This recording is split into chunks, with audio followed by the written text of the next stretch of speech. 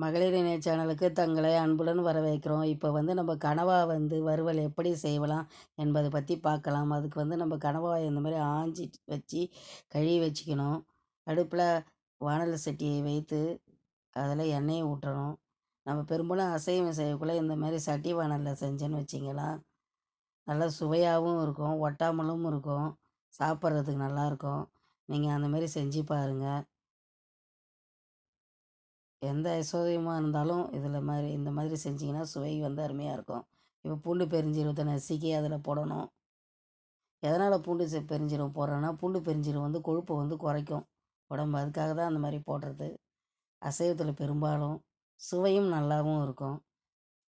அடுத்தது கருவேப்பிலையை போட்டு நல்லா வதக்கணும். அடுத்தது வெங்காயம் 2 வெங்காயம்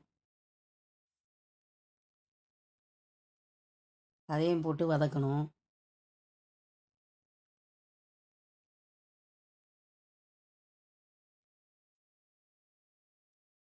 வெங்காயம் வதங்கிடுச்சு.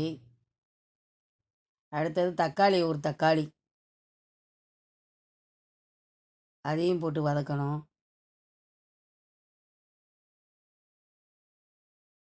அடுத்தது நம்ம கழுவி வச்சுக்கிற இஞ்சி ஒரு விரல் அளவு போட்டு அதையும் வதக்கணும். பெரும்பாலும் நான் மசாலா ஐட்டம்லாம் ரொம்ப போட மாட்டேன், உடம்புக்கு கெடுதின்றதுனால.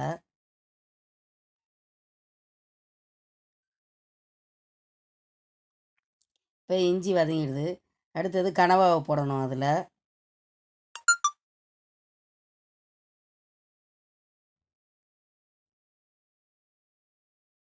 கனவாவை போட்டாச்சு. இப்போ அதை லைட்டாக ஒரு வதக்கணும். இதில் நம்ம தண்ணி ஊற்றக்கூடாது. மிளகாத்தூள் ஒரு 4 ஸ்பூன் அளவு போட்டுக்கணும். கனவாவிலே தண்ணி வரும், அதனால் நம்ம கொஞ்சம் கூட தண்ணி ஊற்றக்கூடாது. இப்போ கொத்தமல்லி போடணும். தேவையான அளவு உப்பு போட்டு நல்லா கலக்கிட்டு ஒரு அரை மணி நேரம் வேக வைக்கணும். அரை மணி நேரம் ஆயிடுச்சு, கனவா வெந்துடுச்சு. இப்போ பாருங்கள் எவ்வளோ கம்மியாக இருக்குது பாருங்கள்.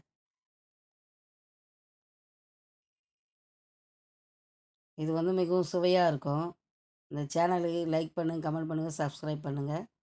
நன்றி, வணக்கம்.